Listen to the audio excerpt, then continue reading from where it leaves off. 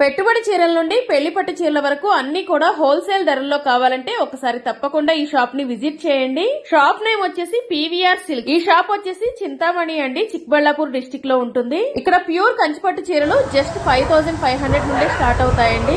వీళ్లే own manufacturers కాబట్టి మీకు బయట కన్నా కూడా ఇక్కడ చాలా తక్కువ ధరలకే. ತಾಲೂಕಾ ಪಂಚಾಯತಿ ಕಾರ್ಯಾಲಯ ಸಭಾಂಗಣದಲ್ಲಿ ಕರ್ನಾಟಕ ಲೋಕಾಯುಕ್ತ ಕೋಲಾರ ಅವರಿಂದ ಅಹವಾಲು ದೂರು ಸ್ವೀಕಾರ ಸಭೆ ಏರ್ಪಡಿಸಲಾಗಿತ್ತು. ತಾಲೂಕಾ ವ್ಯಾಪ್ತಿಯ ಎಲ್ಲ ಸಾರ್ವಜನಿಕರಲ್ಲಿ ಈ ಅವಕಾಶವನ್ನು ಸದುಪಯೋಗಪಡಿಸಿಕೊಳ್ಳಿ ಎಂಬುದಾಗಿ ಸಭೆಯಲ್ಲಿ ಪೊಲೀಸ್ ಅಧೀಕ್ಷಕರು ಬಿಕೆ ಉಮೇಶ್ ಅವರು ಹಾಗೂ ಉಪ ಅಧೀಕ್ಷಕರು ವಿ ಸೂರ್ಯನಾರಾಯಣ ರಾವ್ ಅವರು, ಪೊಲೀಸ್ ನಿರೀಕ್ಷಕರಾದ ಎವಿ ರೇಣುಕಾ ಮೇಡಂ ಹಾಗೂ ಸಿಬ್ಬಂದಿ ವರ್ಗದವರಾದ Srinath, M N S R Dyavappa, M Nagaveni madam, N Shobha madam, N Manasa madam ಹಾಗೂ ತಾಲೂಕಾ ದಂಡಾಧಿಕಾರಿಗಳಾದ ಸುಧೀಂದ್ರ ಅವರು, ಹಾಗೆ taluka executive officer K N Ravi, police ಅಧಿಕಾರಿಗಳು ಹಾಗೂ ತಾಲೂಕಿನ ವಿವಿಧ ಇಲಾಖೆಯ ಅಧಿಕಾರಿ ವೃಂದದವರು ಮತ್ತು ಪಂಚಾಯಿತಿ ಅಭಿವೃದ್ಧಿ ಅಧಿಕಾರಿಗಳು ಮತ್ತು ಸಿಬ್ಬಂದಿ ವರ್ಗದವರು ಭಾಗವಹಿಸಿ ಕಾರ್ಯಕ್ರಮ ಯಶಸ್ಸುಗೊಳಿಸಿದರು. ಈ ಸಂದರ್ಭದಲ್ಲಿ ಕರ್ನಾಟಕ ಲೋಕಾಯುಕ್ತ ಎಸ್ಪಿ ಬಿಕೆ ಉಮೇಶ್ ಅವರು ಮಾತನಾಡಿ, ತಾಲೂಕಿನ ಸಾರ್ವಜನಿಕರ ಸರ್ಕಾರಿ ಕಚೇರಿಯ ಸೇವೆ ಬಗ್ಗೆ ದೂರುಗಳು ಸಭೆಯಲ್ಲಿ ನಡೆಸಲಾಗಿದೆ. ಈ ದಿನ ಒಟ್ಟು ಸಭೆಯಲ್ಲಿ ಸುಮಾರು 46 ದೂರುಗಳು ಸಲ್ಲಿಸಿದ್ದಾರೆ. ಗ್ರಾಮ ಪಂಚಾಯಿತಿ ಕಚೇರಿಗೆ ಸಂಬಂಧಪಟ್ಟ 15 ದೂರುಗಳು, ಕಂದಾಯ ಇಲಾಖೆ ಬಹುತೇಕ ದೂರುಗಳು, ಯಲ್ದೂರು ಗ್ರಾಮ ಪಂಚಾಯಿತಿಗೆ ಸಂಬಂಧಪಟ್ಟ ಕರ್ತವ್ಯದಲ್ಲಿ ನಿರ್ಲಕ್ಷ್ಯ ವಹಿಸಿದ ದೂರುಗಳು, ಕಾರ್ಯನಿರ್ವಹಣಾಧಿಕಾರಿಗಳಿಗೆ ಪರಿಶೀಲನೆ ಮಾಡಲು ಮಾಹಿತಿಯನ್ನು ನೀಡುತ್ತೇವೆ ಹಾಗೂ 15 ಗ್ರಾಮ ಪಂಚಾಯಿತಿಗೆ ಸಂಬಂಧಪಟ್ಟ ದೂರು, 25 ಕಂದಾಯ ಇಲಾಖೆ ಖಾತೆ ವಿಚಾರ, ಈ ಸ್ವತ್ತುಗಳ ಖಾತೆ ವಿಚಾರ, ಪುರಸಭೆಗೆ ಸಂಬಂಧಪಟ್ಟ 2 ದೂರು, ಅರಣ್ಯ ಇಲಾಖೆಗೆ ಸಂಬಂಧಪಟ್ಟ 2 ದೂರು, ಆರೋಗ್ಯ ಇಲಾಖೆಗೆ ಸಂಬಂಧಪಟ್ಟ 1 ದೂರು, ಉಪ ನೋಂದಣಾಧಿಕಾರಿಗಳಿಗೆ ಸಂಬಂಧಪಟ್ಟ 1 ದೂರು, ಪೊಲೀಸ್ ಇಲಾಖೆಗೆ ಸಂಬಂಧಪಟ್ಟ 1 ದೂರು, ಬೆಸ್ಕಾಂ ಇಲಾಖೆಗೆ ಸಂಬಂಧಪಟ್ಟ 1 ದೂರು, ಕೋಲಾರ ಎಸಿ ಕಚೇರಿಗೆ ಸಂಬಂಧಪಟ್ಟ 1 ದೂರು. ಒಟ್ಟು 46 ದೂರುಗಳು ಮುಂದಿನ ಸಭೆಯ ಒಳಗಾಗಿ 30 ದಿನಗಳಲ್ಲಿ ಸಾರ್ವಜನಿಕರ ಸಮಸ್ಯೆಗಳು ಬಗೆಹರಿಸಬೇಕು. ಇಲ್ಲದ ಪಕ್ಷದಲ್ಲಿ ಆ ಸಂಬಂಧಪಟ್ಟ ಅಧಿಕಾರಿಗಳ ಮೇಲೆ ಕ್ರಮ ತೆಗೆದುಕೊಳ್ಳುತ್ತೇವೆ. ಕೆಲವೊಂದು ವಿಚಾರದಲ್ಲಿ ಮಾಡದ ಪಕ್ಷದಲ್ಲಿ ಹಿಂಬರವನ್ನು ನೀಡಬೇಕು. ಇಲ್ಲದ ಪಕ್ಷದಲ್ಲಿ ಸದರಿ ಫಿರ್ಯಾದಿಯಿಂದ ಅಫಿಡವಿಟ್ ಫಾರ್ಮ್ ಮತ್ತು 1-2 ತೆಗೆದುಕೊಂಡು ಕಾನೂನು ರೀತಿ ಕ್ರಮ ತೆಗೆದುಕೊಳ್ಳುತ್ತೇವೆ. ಹಿಂದಿನ ಸಭೆಯಲ್ಲಿ ಬಂದಿರುವ ಎಲ್ಲ ಅರ್ಜಿಗಳು ಸಾರ್ವಜನಿಕರು ಸಮರ್ಪಕವಾಗಿ ವರದಿಯನ್ನು ಸಲ್ಲಿಸಿದ್ದೇವೆ. ಕೆಲವೊಂದು ಅರ್ಜಿಗಳ ದಾಖಲೆಗಳ ಮೇಲೆ ಕ್ರಮ ಜರುಗಿಸುತ್ತೇವೆ. ಕೋಲಾರ ಜಿಲ್ಲೆಯ ಲೋಕಾಯುಕ್ತ ಎಸ್ಪಿ ಕಚೇರಿಯಲ್ಲಿ ಯಾವುದೇ ಇಲಾಖೆಯಾದರೂ ಸರಿ, ಸಾರ್ವಜನಿಕರ ಕೆಲಸಗಳಲ್ಲಿ ವಿಳಂಬ ಮಾಡಿದ ಪಕ್ಷದಲ್ಲಿ ಫಿರ್ಯಾದಿ ಅರ್ಜಿಯನ್ನು ಸ್ವೀಕರಿಸಿ ಸಹಕರಿಸುತ್ತೇವೆ. ಹೇಗೆ ಹಲವಾರು ವಿಚಾರಗಳನ್ನು ಸಭೆಯಲ್ಲಿ ಸಾರ್ವಜನಿಕರಿಗೆ ಮಾಹಿತಿಯನ್ನು ತಿಳಿಸಿದರು.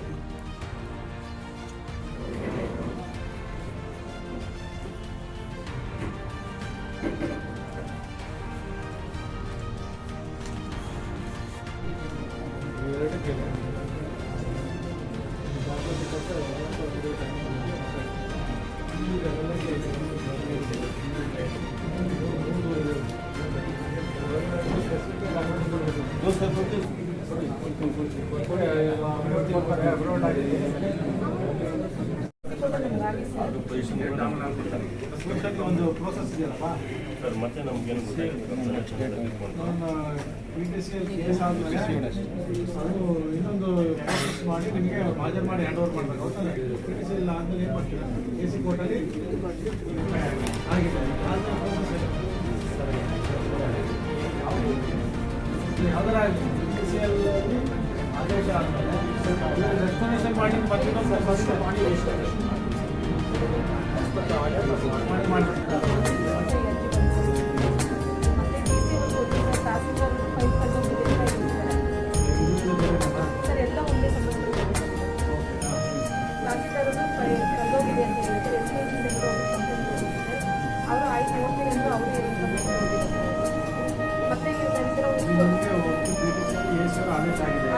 ಮಾಡಿ ಬಂದಿದ್ಯಾ?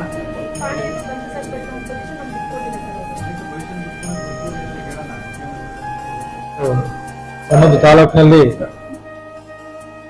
ಸಾರ್ವಜನಿಕರಿಂದ ಸರ್ಕಾರಿ ಏನು ಸೇವೆಗಳಿದೆ ಅದಕ್ಕೆ ಸಂಬಂಧಪಟ್ಟ ಹಾಗೆ ಸಾರ್ವಜನಿಕ ದೂರುಗಳು ಮತ್ತು ಅವುಗಳನ್ನ ಸ್ವೀಕರಿಸುವ ಸಭೆಗಳನ್ನ ನಡೆಸ್ತೇವೆ. ಆ ರೀತಿ ಇದರಲ್ಲಿ ಈ ದಿವಸ ಶ್ರೀನಿವಾಸಪುರದಲ್ಲಿ ನಾವು ಸಾರ್ವಜನಿಕ ಸಂಪರ್ಕ ಸಭೆಯನ್ನು ಏರ್ಪಡಿಸಿದ್ವಿ. ಈ ಒಂದು ಸಂಪರ್ಕ ಸಭೆಯಲ್ಲಿ 46 ದೂರುಗಳನ್ನು ಸಲ್ಲಿಸಿರ್ತಾರೆ. ಆ 46 ದೂರುಗಳಲ್ಲಿ ಗ್ರಾಮ ಪಂಚಾಯಿತಿ ಅಂದರೆ ಪಂಚಾಯತ್ ರಾಜ್ ಇಲಾಖೆಗೆ ಸಂಬಂಧಪಟ್ಟ ರೀತಿಯ ದೂರುಗಳು ಅತಿ ಹೆಚ್ಚಿನ ದೂರುಗಳು ಬಂದಿದೆ. ಅದ್ರ ಜೊತೆಗೆ ಕಂದಾಯ ಇಲಾಖೆಗೆ ಸಂಬಂಧಪಟ್ಟಂಗೆ ಸಹಿತ ದೂರುಗಳು ಜಾಸ್ತಿ ಇದೆ. ಗ್ರಾಮ ಪಂಚಾಯಿತಿಗೆ ಸಂಬಂಧಪಟ್ಟ ಹಾಗೆ 15 ದೂರುಗಳು ಬಂದಿದೆ. ಬಹುತೇಕ ದೂರುಗಳು ಎಳದೂರು ಪಂಚಾಯಿತಿಗೆ ಸಂಬಂಧಪಟ್ಟಿದ್ದಾಗಿರ್ತದೆ. ಇವರ ಗಮನಕ್ಕೆ ತಂದು ಕರ್ತವ್ಯ ನಿರ್ವಹಣೆ ನಿರ್ಲಕ್ಷ್ಯ ವಹಿಸಿರುವುದು ಕಂಡು ಬಂದಿದೆ. ಇವರಿಗೆ ಈ ಸಮಯದಲ್ಲಿ ಅವರಿಗೆ ಆ ಒಂದು ಪಂಚಾಯಿತಿಯ ಬಗ್ಗೆ ಹೆಚ್ಚಿನ ಗಮನ ವಹಿಸಿ ಅಲ್ಲಿನ ಅಧಿಕಾರಿಗಳನ್ನ ಪರಿಶೀಲನೆ ಮಾಡಿ ಪರಿವೀಕ್ಷಣೆ ಮಾಡಬೇಕು ಅಂತ ಹೇಳಿ ಈ ಸಂದರ್ಭದಲ್ಲಿ ಅವರಿಗೆ ಒಂದು ಮಾಹಿತಿಯನ್ನು ನೀಡಲಾಗಿರುತ್ತದೆ. ಅದೇ ರೀತಿ 15 ಗ್ರಾಮ ಪಂಚಾಯತ್ ಸಂಬಂಧಪಟ್ಟ ಹಾಗೆ, 22 ಕಂದಾಯ ಇಲಾಖೆಗೆ ಸಂಬಂಧಪಟ್ಟ ಹಾಗೆ, ಕಂದಾಯ ಇಲಾಖೆಗೆ ಸಹಿತ ಬಹುತೇಕ ಖಾತೆಗಳಿಗೆ ಸಂಬಂಧಪಟ್ಟ ಹಾಗೆ ಈ ಖಾತೆಗಳಿಗೆ ಸಂಬಂಧಪಟ್ಟ ಸಮಸ್ಯೆಗಳೇ ಜಾಸ್ತಿ ಇರ್ತದೆ. ಅದನ್ನು ಸಹಿತ ಬಗೆಹರಿಸಲಿಕ್ಕೆ ಸೂಚಿಸಲಾಗಿದೆ. ಪುರಸಭೆಗೆ ಸಂಬಂಧಪಟ್ಟ ಹಾಗೆ 2 ದೂರುಗಳಿದೆ. ಆರೋಗ್ಯ ಇಲಾಖೆಗೆ ಸಂಬಂಧಪಟ್ಟ ಹಾಗೆ 1 ದೂರು ಇದೆ. ಅರಣ್ಯ ಇಲಾಖೆಗೆ ಸಂಬಂಧಪಟ್ಟ ಹಾಗೆ 2 ದೂರುಗಳಿದೆ.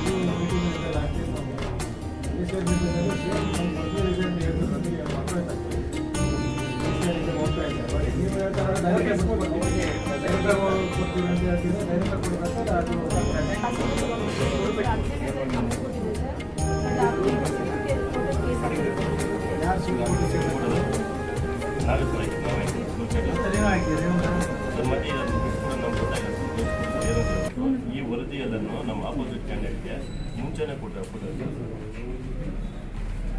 ಆ ಡೇಟು ಈ ಡೇಟು ವರದಿ ಕೊಡಿ ಅಂತ ಕೇಳಿದ್ರು. ಕೃಷ್ಣಬೈರೇಗೌಡ ಕಡೆಯಿಂದ ಮೊನ್ನೆ ಇಲ್ಲಿಂದ ಇವ್ರು ವರದಿ ಕೊಡಿ ಅಂತ ಕೇಳಿದಕ್ಕೆ ತಹಸೀಲ್ದಾರರು ಇಲ್ಲ ಫೈಲ್ ಕೊಂಡೋಗಿದೆ ಅಂತ ಹೇಳಿದ್ರು ನಮಗೆ. ಅದಕ್ಕೆ ವರದಿ ನಮಗೆ 17ನೇ ತಾರೀಕು ಕೊಟ್ಟಿದ್ದಾರೆ. ಬಟ್ ಆಪೋಸಿಟ್ ಪಾರ್ಟಿಗೆ ಲಾಸ್ಟ್ ಮಂತ್ 16 ತಾರೀಕಿಗೆ ಕೊಟ್ಟಿದ್ದಾರೆ ಸರ್. ನಮಗೆ ಅದರಲ್ಲಿ ಅವ್ರಿಗೆ ಮುಂಚೆನೆ ಪ್ರತಿಯೊಂದು ಡಾಕ್ಯುಮೆಂಟ್ ಪ್ರತಿಯೊಬ್ಬರು 18 ಒಳಗಡೆ ಎಲ್ಲ ಅವರೇ ತಗೊಂಡು ಅವರೇ ಈ ತರ ಸಂಬಂಧಪಟ್ಟ ಹಾಗೆ 1, ಅರಣ್ಯ ಇಲಾಖೆ ಜಿಲ್ಲಾ ನೋಂದಣಾಧಿಕಾರಿಗಳ ಸಂಬಂಧಪಟ್ಟ ಹಾಗೆ 1 ದೂರು, ಪೊಲೀಸ್ ಇಲಾಖೆಗೆ ಸಂಬಂಧಪಟ್ಟ ಹಾಗೆ 1, PTCL ಸಂಬಂಧಪಟ್ಟ ಹಾಗೆ 1, AC ಅವರಿಗೆ ಸಂಬಂಧಪಟ್ಟ ಹಾಗೆ 1 ದೂರು ಇದೆ. ಇತರೆ 1 ದೂರು ಇದೆ. ಒಟ್ಟು 46 ದೂರುಗಳನ್ನ ಇವತ್ತು ಸಾರ್ವಜನಿಕರಿಗೆ ನೀಡಿದ್ದಾರೆ.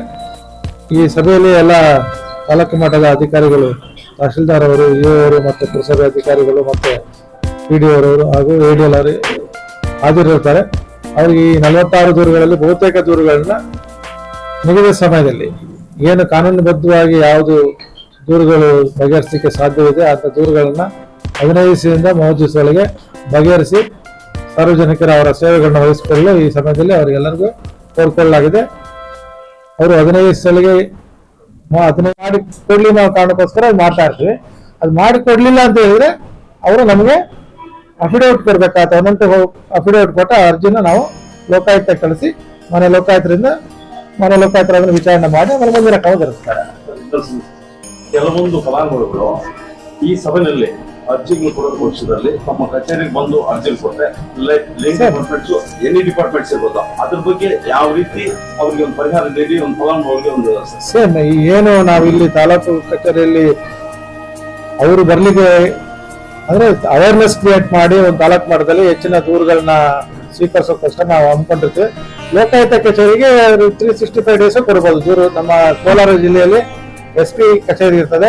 ಅಲ್ಲಿ ನನ್ನ ಜೊತೆ DSP ಮತ್ತು 3 ಜನ ಇನ್ನೂ ಅಧಿಕಾರಿಗಳು ಇರ್ತಾರೆ, ಮತ್ತೆ ನಮ್ಮ ಸ್ಟಾಫ್ಗಳು ಇರ್ತಾರೆ. ಅಲ್ಲಿ ಅಂದ್ರೆ ರಜಾ ದಿನಗಳು ಮಾತ್ರ ಇರೋದಿಲ್ಲ, ಏನು ನಾರ್ಮಲ್ ವರ್ಕಿಂಗ್ ಡೇಸ್ ಏನಿರುತ್ತೆ ಆ ವರ್ಕಿಂಗ್ ಡೇಸ್ ಅಲ್ಲಿ ಸಾರ್ವಜನಿಕರು ಬಂದು ಯಾವುದೇ ದೂರವನ್ನು ಬೇಕಾದ್ರೆ ಕೊಡ್ಬೋದು. ಏನು ಕರ್ತವ್ಯ ಲೋಪ, ಏನು ಅಧಿಕಾರಿಗಳು ಯಾವುದೇ ಇಲಾಖೆ ಇರ್ಬೋದು, ಸರ್ಕಾರಿ ಸೇವೆ ಏನಿದೆ, ಸರ್ಕಾರದ ಸೇವೆಗಳನ್ನ ಸಮರ್ಪಕವಾಗಿ ಮಾಡಬೇಕಾಗಿದ್ದು ಸರ್ಕಾರಿ ನೌಕರರ ಕರ್ತವ್ಯ ಆಗಿರುತ್ತೆ. ಯಾರು ಮಾಡಲಿಲ್ಲ ಅಂತ ಹೇಳಿದ್ರೆ, ಅದು ಮಾಡಿಲ್ಲ ಅಂತ ಅನ್ಸಿದ್ರೆ ಅವಾಗ ನಮ್ಗೆ ಅದನ್ನ ದೂರು ಕೊಡ್ಬೋದು, ನಾವು ಲೋಕಾಯುಕ್ತರಿಗೆ ಕಳ್ತೀವಿ. ಆಕ್ಷನ್ ಮಾಡೋ ಅಧಿಕಾರ ನಮ್ಮ ಹತ್ರ ಇರಲ್ಲ, ಲೋಕಾಯುಕ್ತರ ಇರ್ತದೆ. ಬಟ್ ಅದನ್ನ ಸ್ವೀಕರಿಸಿ ಪ್ರಾಬ್ಲಮ್ನ ಕೆಲವು ಟೈಮ್ ನಾವೇ ಸಾಲ್ವ್ ಮಾಡಿ ಅವ್ರಿಗೆ ಅರ್ಜಿನ ಕಳಿಸ್ಬಿಟ್ಟು 15 ದಿವಸ 20 ದಿವಸ 30 ದಿವಸದಲ್ಲಿ ಸಾಲ್ವ್ ಮಾಡ್ಲಿಕ್ಕೆ ಕೋರ್ಬೋದು. ಅದು ಜಟಿಲವಾಗಿದ್ದು ಬೇಕು ಅಂತಲೇ ಡಿಲೇ ಮಾಡ್ತಿದ್ದು ಏನೋ ತೊಂದರೆ ಕೊಡ್ತಾ ಇರೋದು ಕಂಡು ಬಂದ್ರೆ ನಾವು ಅದನ್ನ ಲೋಕಾಯುಕ್ತರಿಗೆ ಕಳಿಸ್ಕೊಡ್ತೀವಿ. ಮನೆ ಲೋಕಾಯುಕ್ತರು ಅವರು ತನಿಖೆಗೆಕೊಂಡು ಮುಂದಿನ ಒಂದು ಶಿಸ್ತು ಕ್ರಮಕ್ಕೆ ಏನ್ ಮಾಡ್ಬೇಕು ಅದನ್ನ ವ್ಯವಸ್ಥೆ ಮಾಡ್ತೀವಿ. ಅರಣ್ಯ ಇಲಾಖೆ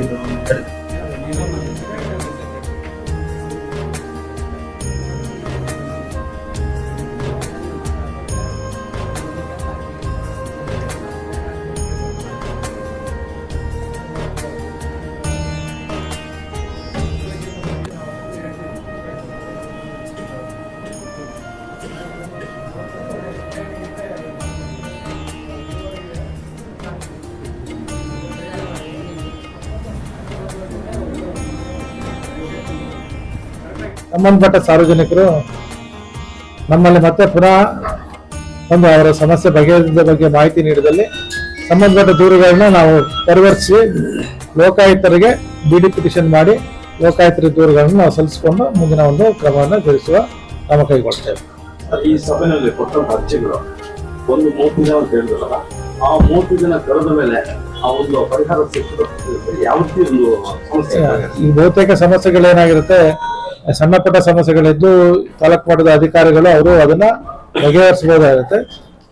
ಬಗೆಹರಿಸಲಿಕ್ಕೆ ಸಾಧ್ಯ ಇಲ್ಲ ಅಂತ ಹೇಳಿದ್ರೆ ಯಾವ ಕಾರಣಕ್ಕೋಸ್ಕರ ಅದು ಕಾನೂನುಬದ್ಧವಾಗಿದ್ರೆ ಬಗೆಹರಿಸಬೇಕಾಗತ್ತೆ. ಕಾನೂನು ಅಡಚಣೆಗಳಿದ್ದು ಇನ್ಸಫಿಷಿಯಂಟ್ ಡಾಕ್ಯುಮೆಂಟ್ ಇತ್ತು, ಅದು ಮಾಡ್ಲಿಕ್ಕೆ ಸಮಸ್ಯೆ ಇತ್ತು ಅಂತ ಹೇಳಿದ್ರೆ ಅದನ್ನ ಅವರು ಹಿಂಬರಾವಣೆ ನೀಡಬೇಕಾದ್ರೆ ಅರ್ಜಿನ ವಿಲೇವಾರಿ ಮಾಡ್ಬೇಕಾಗಿರ್ತದೆ. ಅದು ಮಾಡ್ಲಿಲ್ಲ ಅಂತ ಹೇಳಿದ್ರೆ ಅವ್ರು ಏನು ಕರ್ತವ್ಯ ನಿರ್ಲಕ್ಷ್ಯತೆ ಏನ್ ಮಾಡಿರ್ತಾರೆ ಅದ್ರ ಬಗ್ಗೆ ನಾವೇನ್ ಮಾಡ್ತೀವಿ, ಲೋಕಾಯುಕ್ತದಲ್ಲಿ ಸೆಕ್ಷನ್ 8 ಪ್ರಕಾರ ಮಾನ್ಯ ಲೋಕಾಯುಕ್ತರಿಗೆ ದೂರು ಸಲ್ಲಿಸಬೇಕಾಗಿರುತ್ತೆ. ಇದು ನಾವು ಪ್ರಾಥಮಿಕವಾಗಿ ಇಲ್ಲಿ ಮಾಡಿ ಒಂದು ಸಮಸ್ಯೆ ಆಗಿಲ್ಲ ಅಂದಾಗ ಸದರಿ ಫಿರ್ಯಾದಿದಾರರಿಂದ ಅಫಿಡೇವಿಟ್ ತಗೊಂಡು 1 ಅಫಿಡೇವಿಟ್ ತಗೊಂಡು ಲೋಕಾಯುಕ್ತರಿಗೆ ದೂರನ್ನ ಲೋಕಾಯುಕ್ತ ಕಾಯ್ದೆಯಡಿ ಸಲ್ಲಿಸ್ತೇವೆ. ಅವರು ಅದನ್ನ ವಿಚಾರಣೆಗೆ ಒಳಪಡಿಸಿ ಅವ್ರ ಮುಂದಿನ ಕ್ರಮವನ್ನ ತಪ್ಪು ಮಾಡಿದ್ದಾರೆ ಇಲ್ಲ ಅನ್ನೋದನ್ನ ಮಾನ್ಯರು ನಿರ್ಧರಿಸಿ ಆಮೇಲೆ ಅವರು ಕ್ರಮ ಜರುಗಿಸ್ತಾರೆ. ಇನ್ನೊಂದು ಮಾತು, ಈಗಾಗಲೇ ಹಿಂದೆ ತಾವು ಒಂದು ಅದಾವತ್ತು ಕೆಲವೊಂದು ಫಲಾನುಭವಿಗಳ ಅರ್ಜಿ ತಗೊಂಡಿದಾರಲ್ಲ, ಅದ್ರ ಬಗ್ಗೆ ಯಾವ ರೀತಿ ಪರಿಷ್ಕಾರ ಆಗಿದೆ ಸರ್? ಆಗಿದೆ. ಲಾಸ್ಟ್ ಟೈಮ್ ಕೊಟ್ಟಿದ್ರೊಳಗೆ 18 ಕಂಪ್ಲೇಂಟ್ಗಳಲ್ಲಿ ನಾವು ಎಲ್ಲ ವಿಚಾರ ಮಾಡಿದ್ವಿ. ಅವ್ರಿಗೆ ಹಿಂಬಾರ ಕಳಿಸಿ ನಾವು ಯಾರ್ಯಾರು ದೂರ ಅದ್ರಲ್ಲಿ 5 ಕೇಸ್ ಬಿಡಿ ಪಿಟಿಷನ್ ಆಗಿದೆ.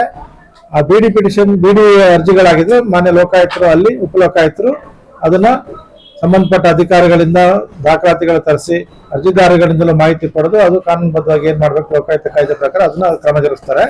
ಇನ್ನು ಉಳಿದ ಪಿಟಿಷನ್ಗಳಲ್ಲಿ ಎಲ್ಲಾ ಪಿಟಿಷನ್ಗಳಲ್ಲಿ ಒಂದು ಪಿಟಿಷನ್ ಬಿಟ್ಟು ಉಳಿದಿದ್ದು ಎಲ್ಲ ಅರ್ಜಿಗಳನ್ನ ಡಿಸ್ಪೋಸ್ ಮಾಡಿ ಇಲ್ಲ ಇದರ ಹಿಂಬರ ಕೊಟ್ಟಿರ್ತಾರೆ, ಇಲ್ಲಾಂದ್ರೆ ಅದು ಸಮಸ್ಯೆನ ಬಗೆಹರಿಸಿರ್ತಾರೆ. ಆ ಬಗೆಹರಿಸೋ ಬಗ್ಗೆ ಮಾಹಿತಿ ಕೊಟ್ಟಿದ್ರೆ ಒಂದೇ ಒಂದು ಪಿಟಿಷನ್ ಮಾತ್ರ ಅವ್ರು ಇನ್ನೂ ಒಂದ್ ಸ್ವಲ್ಪ ಟೈಮ್ ತಗೊಂಡಿದ್ದಾರೆ. ತಹಶೀಲ್ದಾರ್ ಸಂಬಂಧಪಟ್ಟಂಗೆ ವೆಂಕಟಪ್ಪನವ್ರ ಪಿಟಿಷನ್ ಸಂಬಂಧಪಟ್ಟಂಗೆ ಇನ್ನೂ ಒಂದು ಕಾಲಾವಕಾಶ ಕೋರಿ ನಮಗೆ ಮಾಹಿತಿ ಕೇಳಿದ್ದಾರೆ. ಅದು ಆಗಿಲ್ಲ ಅಂತ ಹೇಳಿದ್ರೆ ಫಿರ್ಯಾದಿದಾರರಿಗೆ ನಾವೆಲ್ಲರಿಗೂ ಅದೇ ಹೇಳೋದು, ಯಾರು ಫಿರ್ಯಾದಿದಾರರು ದೂರು ನೀಡಿರ್ತಾರೆ ಇದು ತಾತ್ಕಾಲಿಕ ಪರಿಹಾರ ಮಾಡಿ ಇಮಿಡಿಯೇಟ್ ಅಂದ್ರೆ ಅರ್ಜೆಂಟ್ ಸೊಲ್ಯೂಷನ್.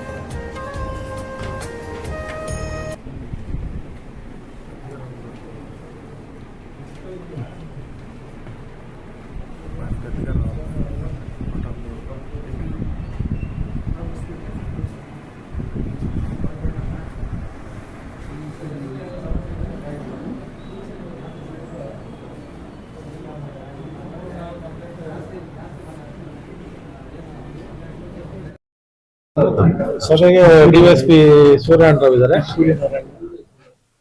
ಮತ್ತೆ ಪೊಲೀಸ್ ಇನ್ಸ್ಪೆಕ್ಟರ್ ರೇಣುಕಾ ಅವರು ಇದ್ದಾರೆ. ಸೂರ್ಯನಾರಾಯಣ ರಾವ್ ಡಿವೈಎಸ್ಪಿ, ಇನ್ಸ್ಪೆಕ್ಟರ್ ರೇಣುಕಾ, ನಮ್ಮ ಸಿಬ್ಬಂದಿಯವರಾದ ಶ್ರೀನಾಥ್, ನಾಗವೇಣಿ, ಶೋಭಾ, ಮಾನಸ. ಇನ್ನೂ ಇದರ ಹೊರಗಡೆ ದೇವಪ್ಪ ಮತ್ತೆ ಚಾಲಕರು ಇದೆಲ್ಲ ಇದೆ. ಹಾಗೆ ನಿಯಮ ಇದ್ರೂ ಸಹಿತ ಕಾನೂನು ಇದೆ, ಕಾನೂನು ಇದ್ರೂ ಸರಿಯಾಗಿ ಮಾಡ್ತಾ ಇಲ್ಲ. ಸರ್, ಇನ್ನು ಒಂದೇ ಒಂದು ಸಮಸ್ಯೆ ಸರ್, ಮಾತಾಡಿ ನಾವು ಹೊರಡ್ಸಿ. ಕೆಲವೊಂದು ಪಂಚಾಯತಿ ಪಿಡಿಒಗಳು ಎರಡೆರಡು ಪಂಚಾಯತ್ ಆಗಿದ್ರು ಸಮಸ್ಯೆ ಆಗುತ್ತೆ. ಯಾಕಂದ್ರೆ ಮೀಟಿಂಗ್ಸ್ ಅದಿಲ್ಲ, ಜನರು ಇದಾಗುತ್ತೆ. ಅವರು ಲೀಡ್ ಡಿಪಾರ್ಟ್ಮೆಂಟ್ ಚೇಂಜ್ ಆಫ್ ಇಲ್ಲ, ಹೊಸ ಪಿಡಿಒಸ್ ಕರ್ಸೋದು ಮುಂಚೆ ಅಲ್ಲ, ನಮ್ಗೆ ಬರೋದಿಲ್ಲ. ಕನಿಷ್ಠ ಪಕ್ಷ ಇವಾದ್ರು ಈ ಒಂದು ಸಂದರ್ಭದಲ್ಲಿ ಗಮನ ಕೊಡೋದಿಲ್ಲ. ಬಂದು ಏನೋ ಒಂದು ಮಾಡ್ಬೋದು ವ್ಯವಸ್ಥೆ. ಇವಾಗ ಇರೋರು ಸೆಕ್ರೆಟರಿ ಹಾಕ್ಬಿಡೋದು ಸಮಸ್ಯೆ ಕ್ರಿಯೇಟ್ ಹೇಳೋದು. ಯಾಕಂದ್ರೆ ಈ ಪಂಚಾಯತಿಗೆ 4 ತಿಂಗಳು ಈ ಪಿಡಿಒ, ಮತ್ತೆ 4 ತಿಂಗಳು ಆದ್ಮೇಲೆ ಚೇಂಜ್ ಆಗುತ್ತೆ. ಒಂದು ಎಕ್ಸಾಂಪಲ್, ಬೈಜಾಂಪಲ್ ಇಂದ ಈ ಗೋಪಲ್ ಚೇಂಜ್ ಆಗಿದ್ದಾರೆ. ಅಲ್ಲಿ ಒಂದು 4 ತಿಂಗಳು ಇಲ್ಲಿ ಮತ್ತೆ ಚೇಂಜ್, ಮತ್ತೆ ಇದಾಗುತ್ತೆ. ಅಲ್ಲ, ಸಮಸ್ಯೆಗಳು ಯಾವ್ದು ಕ್ಲಿಯರೆನ್ಸ್ ಆಗಲ್ಲ. ಅದಕ್ಕೆ ಒಂದು ನಮ್ಮ ಕೈಲಿ ಆಗೋದಿಲ್ಲ. ಕನಿಷ್ಠ ಪಕ್ಷ ಇವು ಒಂದು ಏನಾದ್ರು ಒಂದು ಮಾಡಿ ಅವರು ಲೀಡ್ ಡಿಪಾರ್ಟ್ಮೆಂಟ್ ಹಾಕೋದು, ಇಲ್ಲಾಂದ್ರೆ ಇರೋರನ್ನ ಚೇಂಜ್ ಮಾಡೋದು ಮಾಡ್ಬೋದು ಅಂತ ಒಂದು ಸಮಸ್ಯೆ. ಅದು ಇಲ್ಲ, ಯಾಕೆಂದ್ರೆ ರಿಕ್ರೂಟ್ಮೆಂಟ್ ಅಂಡ್ ಟ್ರಾನ್ಸ್ಫರ್ ಎರಡೂ ನಮ್ಮ ಲೋಕಾಯುಕ್ತ ಇದಕ್ಕೆ ಬರೋದಿಲ್ಲ. ಅಲ್ಲ, ಬರೋದಿಲ್ಲ. ನಮ್ಮ ಒಂದು ಇವಾಗ ಗಮನ ತರ್ತಾ ಇದೀನಿ ಅಷ್ಟೇ. ಅವ್ರ ವ್ಯಾಪ್ತಿಯಲ್ಲಿ